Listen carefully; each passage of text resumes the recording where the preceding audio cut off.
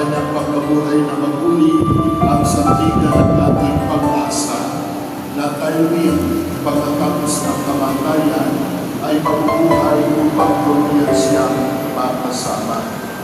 Sa pag-aalay natin ng pananalisang ito, sama-sama tayo maniwagan sa Panginoon. Panginoon, kaawaan mo kami. Panginoon, kaawaan mo kami. Panginoon Yesu Kristo, sa iyong pagkatulan sa mga bayan, nakisa ka sa aming pagpapalandayan. Kristo, kaawaan mo kami. Kristo, kaawaan mo kami. Panginoon Yesu Kristo, sa iyong muling pagpapabuhay, pinagtatag mo ang aming pananampalataya sa walang hanggang buhay sa pamilya. Panginoon, kaawaan mo kami. Panginoon, kaawaan mo kami. Kaawa naman ang Panginoong Yesu Kristo, ang ating mga kapatid na lumang at sa ibang kasama. Ang marunong balita ng ating Panginoon. Pinupuri ka namin, Panginoong Yesu Kristo, at sa iyo po ang lahat. Magandang umaga po sa inyo lahat. Una na po ay nais namin ipaabot ang taus-pusong Panginoon ng ating sa mga naulila, anak at kaibigan. Kristo, ang kordero ng Diyos, ang pag-ibig ng Ama, na naging natutusan natin mula sa kasalanan at walang hanggang kapatuhan.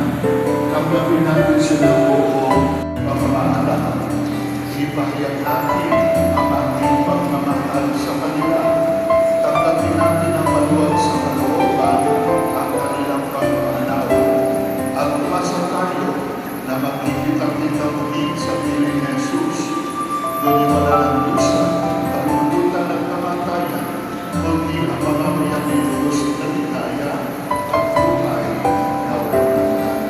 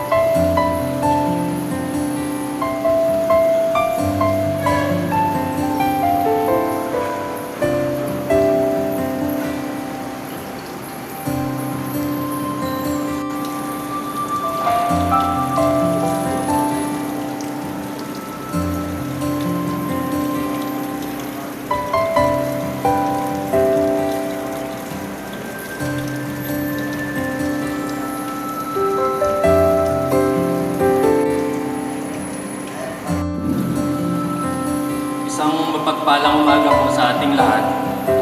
Sa ngalan po ng aming pamilya, nais ko po magpaabot ng aming taos-pusong pasasalamat sa aming mga kamag-anak sa buong Canquin at Salvador family.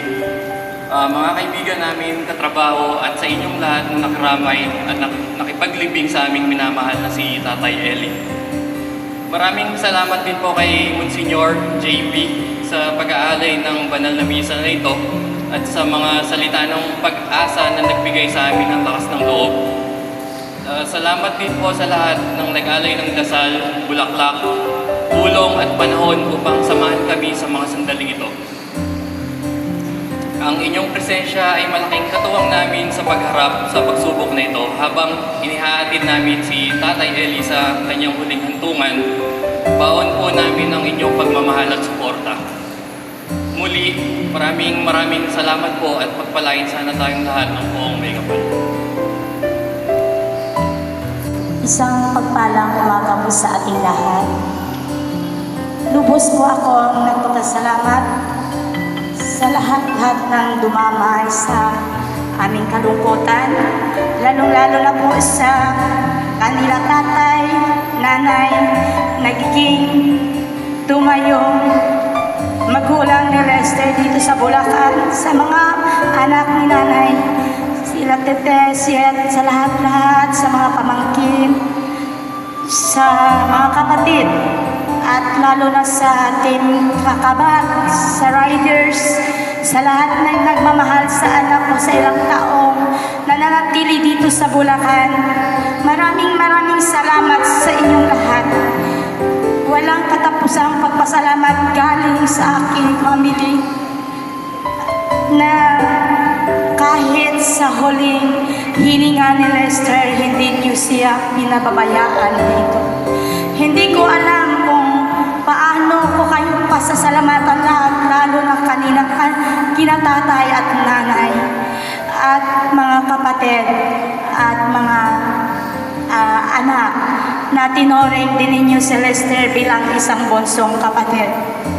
Kaya medyo naibsan ko ng konting lungkot dahil andyan kayo tumatayo bilang isang magulang ng aking anak na kahit kami ay malayo doon kami sa Negros hanggang sa huling hininga ni Lester.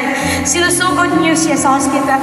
Andyan kayo tumatayo bilang kapatid, bilang magulang, sa riders, sa team kakabag, sa katropa ng anak ko, lalo na si Maro, hindi yon iniiwan si Lester hanggang sa huling hininga.